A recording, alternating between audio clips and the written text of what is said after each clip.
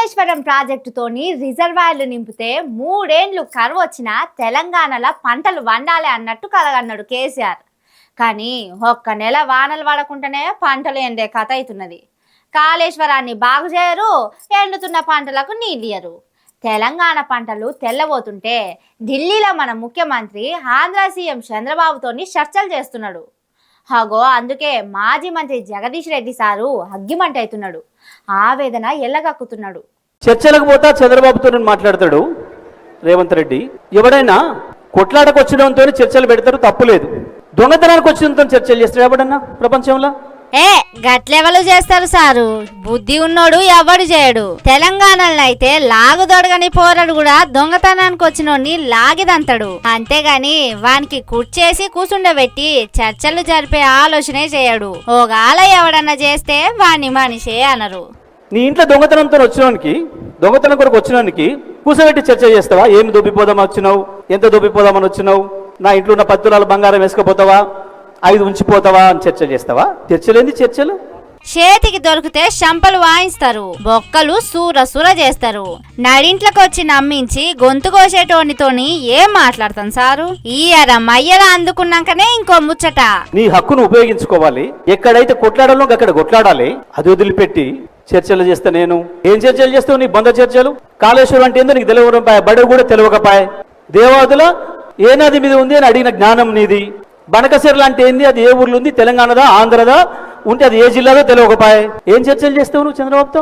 అవును సారు, కండ్లు మూసుకుంటే కార్జాలు మాయం చేసేంత తెలివి కల్లోడు చంద్రబాబు. ఎప్పుడు ఛాన్స్ వస్తే అప్పుడు గోదావరి నీళ్లను గోవిందా చేయాలి అని గోతికాడి నక్క తీరు ఉండేటోడు. అసొంటి మనిషికి మర్యాదలు చేసుడు, చర్చలు చేసుడు కరెక్ట్ కాదు సారు. ఓ దిక్కు తెలంగాణ ఎండిపోతున్నది, ఇంకో దిక్కు కాళేశ్వరం నుంచి నీళ్లు సంద్రంలో కలుస్తున్నాయి. ఆ నీళ్లను ఆపి రిజర్వాయర్లు నింపాలనే ఆలోచన చేయాలి గాని మీరు అన్నట్టు చర్చలు కరెక్ట్ కాదు సారు. ఎవడబ్బ సొమ్ము కాదు. గోదావరి నీళ్లు తెలంగాణ ప్రజల హక్కు మాత్రమే. ఒక్క ఇంచు కదలనీయము, ఒక్క చుక్క నీళ్లు తీసుకుపోనియమన్న పట్టుదల మన రైతాంగానికి రావాలి. మన హక్కులేదో మనం తెలుసుకోవాలి. ఊరికే కూర్చుంటే ఎవడు తెచ్చిపెట్టాడు, కొట్లాడి తెచ్చుకోవాలి. ఎట్లయితే తెలంగాణ కొరకు కొట్లాడినమో, ప్రాణం పోయినా తెలంగాణ సాధిస్తామని ఎంత పట్టుదలతో పనిచేసినామో, ఇవాళ ఇంటి దొంగల నుంచి ప్రమాదం వచ్చింది కాబట్టి మన హక్కులకు, మన నీళ్లు దోపిడికి గురే ప్రమాదం వచ్చింది. ఇంటి దొంగతోనే ప్రాణగండం వచ్చింది కాబట్టి ఇంటి దొంగలను ఇక్కడనే పాతరేయమని చెప్పి కాలోజీ ఏది చెప్పిండో అది చేసి తీరాలి మనము. అబ్బా భలే మాట చెప్పిండ్రు సారు. మోసం చేసేటోడు పరాయోడైతే పొలిమేర దాకా తరమాలే, ఈ ప్రాంతం వాడైతే ఇక్కడనే బొంద పెట్టాలే అన్నట్టు చేయాలంటుర్రు. కానీ నీళ్ళు కళ్ళ ముందే పోతున్నాయి, మనకంటే తెలుస్తలేదు. కానీ అక్కడ ఆ రైతుల కళ్ళ ముందే నీళ్లు పోతున్నాయి, వాళ్ళు ఏడుస్తున్నారు. నేను పోయిన ప్రతి ప్రాజెక్టు దగ్గర వీళ్ళు రానియొద్దని చెప్పినా పాపం కింది స్థాయి ఉద్యోగం పోయినా సరే భయం లేదు, మాకు సార్ రండి అని చెప్పి నన్ను స్వాగతించి తీసుకుపోయి చూపించారు. మాకు బాధ అవుతుంది. కేసీఆర్ సార్ ఉండగా బ్రహ్మాండంగా నీళ్లు కలకల్లాడేది, రోజు మాకు పని ఉండేది.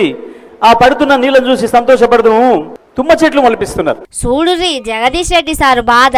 వెనకట గోరెటి వెంకన్న పాట రాసినట్టు కుమ్మరి వామిలో తుమ్మలు మొలిసెను అన్నట్టు నీళ్లు నిండి కలకలలాడే రిజర్వాయర్లల్లా తుమ్మ చెట్లు మొలిపిస్తున్నారని బాధతోని చెప్తున్నాడు. కాళేశ్వరం ప్రాజెక్టు అసలు వాస్తవాలు అనే పేరుతోని సూర్యాపేటలా ఇగో గిట్లా ఒక్కొక్క ముచ్చట చెప్పుకుంటా పవర్ పాయింట్ ప్రజెంటేషన్ ఇచ్చిండు మాజీ మంత్రి జగదీష్ రెడ్డి సారు.